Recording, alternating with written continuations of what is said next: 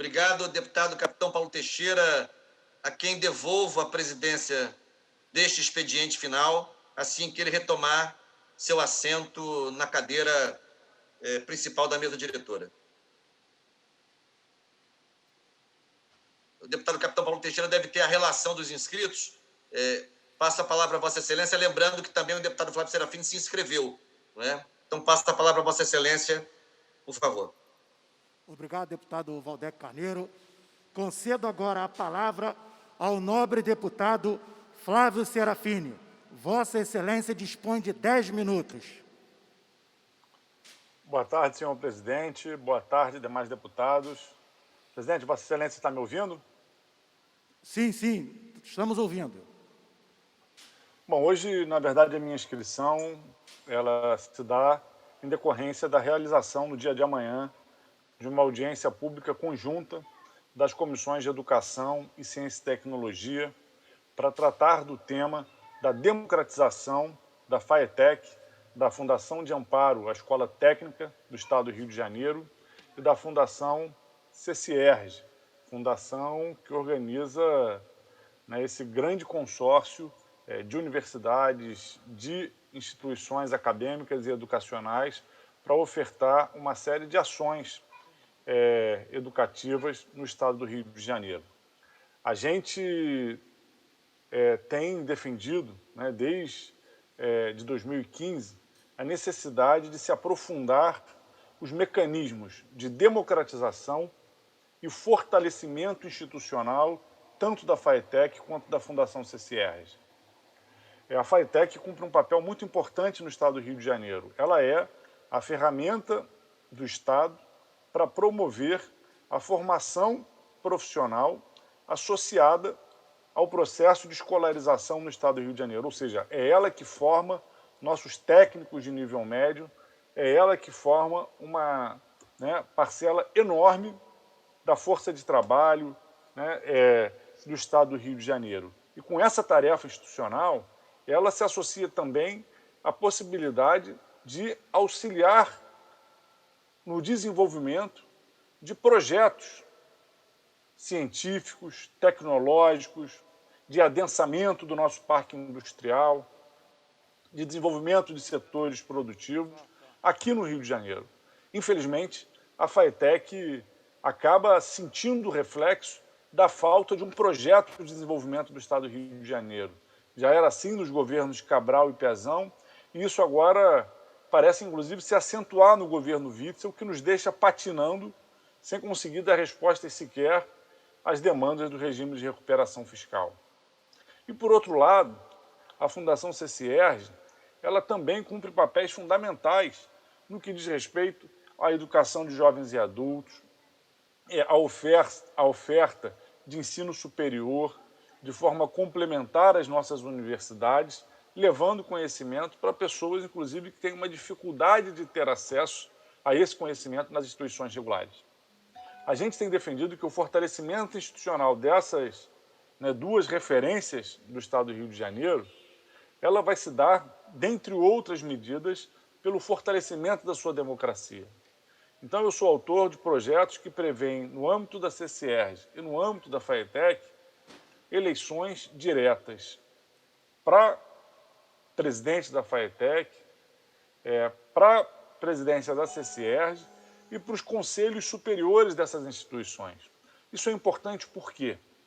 Porque essas instituições, elegendo seus conselhos, elegendo seus presidentes, elas vão ter uma gestão voltada para o seu desenvolvimento institucional. E hoje o que acontece? Elas acabam sendo manipuladas ao sabor de interesses eleitoreiros ou ao sabor de esquemas de corrupção, como as denúncias que vêm se acumulando têm mostrado, se desenvolveram nesses últimos anos do governo Witzel. A gente, por exemplo, vê a realidade das universidades públicas, é claro que tem problema, é claro que precisa de mais transparência, é claro que também tem casos de corrupção, mas numa medida muito menor do que o que a gente tem visto, por exemplo, no âmbito da FAETEC. Porque no caso da FAETEC, além dos contratos duvidosos, além dos acordos com fornecedores, o que a gente vê é que o próprio crescimento da instituição ele não está vinculado a um projeto de desenvolvimento do Estado ou um projeto de desenvolvimento institucional. Ele está vinculado aos interesses eleitoreiros de quem é colocado lá pelo governador ou pelo secretário de plantão. Isso tem feito com que, nos últimos anos, a FATEC tenha uma média de presidentes que ficam 1 ano no cargo. Como é que se desenvolve uma instituição acadêmica, uma instituição de formação profissional, uma formação que tem um potencial tão grande para o Estado do Rio de Janeiro, com dirigentes alheios à instituição, na maioria das vezes, e que ficam, em média, um tempo de 1 ano no cargo? A gente tem que alterar essa realidade. A gente tem que garantir que a FATEC seja uma instituição onde os seus atores principais, os seus profissionais, os seus estudantes, tenham maior protagonismo na definição desses rumos. Isso é muito importante para o Rio de Janeiro, isso é muito importante para a FATEC. E o mesmo vale para a CCERJ, que tinha um presidente que participou de toda a engenharia para formar esse consórcio, que recentemente, no início do governo Witzel, foi exonerado, e agora é uma instituição que precisa se fortalecer para que ela possa consolidar os papéis que já cumpre e vir a assimilar outros papéis na democratização do acesso ao ensino, na democratização da pesquisa, da ciência e da tecnologia no Rio de Janeiro. Então, a gente democratizar a FATEC, a gente democratizar a CCERJ, a gente estabelecer mais mecanismos de controle social, onde a própria comunidade da FATEC possa fiscalizar os seus dirigentes, onde a própria comunidade do CCERJ possa fiscalizar os seus dirigentes, é o melhor passo para a gente fortalecer essas instituições e combater a corrupção, como a gente tem visto as denúncias que se acumularam nas últimas semanas.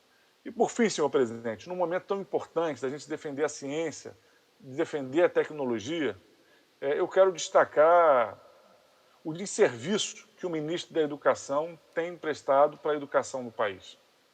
A gente já está aí há mais de 3 meses com aulas paralisadas, com as universidades paralisadas em decorrência da pandemia. O ministro não tomou uma medida de estímulo e fortalecimento ao papel das universidades, foi incapaz de dar uma orientação, de construir junto com os secretários de educação do país um plano mais bem estabelecido para se pensar a educação nesse momento de pandemia. E agora, onde a gente tem que começar a pensar o retorno, que não tem que ser agora, tem que ser daqui a um mês e meio, quando tivermos condições sanitárias. Mas quando você tem que começar a pensar e planejar isso, mais uma vez o ministro é completamente incompetente, ausente, não cumpre o seu papel de ministro da Educação. A volta às aulas não vai ser fácil. Nós vamos precisar de turmas reduzidas, vamos precisar que as redes contratem mais profissionais de educação, adaptem seus espaços físicos, se planejem, desenvolvam metodologias de ensino, talvez até com a necessidade de rodízio dos estudantes usando os espaços da escola. Então vai ser necessário um investimento maior também em sanitização, em limpeza, em asepsia dos locais onde as aulas acontecem. O Ministério da Educação devia estar buscando, em conjunto com o Ministério da Saúde, planejar essas ações.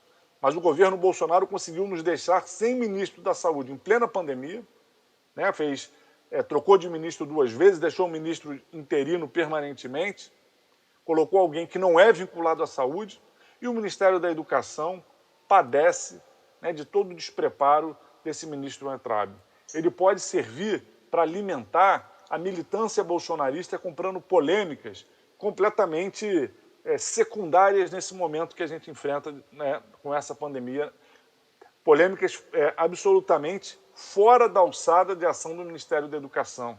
Ele praticar crime de racismo contra os chineses, ele se envolver em polêmicas que alimentam a militância bolsonarista, protofascista, pode alimentar o ego dele, pode ajudar a transformá-lo numa figura mais popular para esses que hoje se alimentam da política do ódio.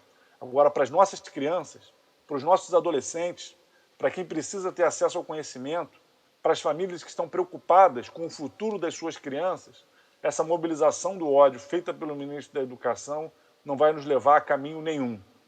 Então, é urgente a saída desse ministro para que a gente tenha, no mínimo, um Ministério da Educação que esteja preocupado com a educação no Brasil. As famílias do Brasil estão pedindo isso. E eu falo isso com toda a tranquilidade de um deputado de oposição, que tem divergências e confronta gravemente as medidas autoritárias desse governo protofascista. As nossas crianças, os nossos adolescentes não merecem um ministro como esse ministro da Educação. A gente passa no mundo inteiro por um momento muito difícil para a vida da população. A questão das escolas, a questão da educação é uma questão central. Envolve milhões de pessoas no nosso Brasil.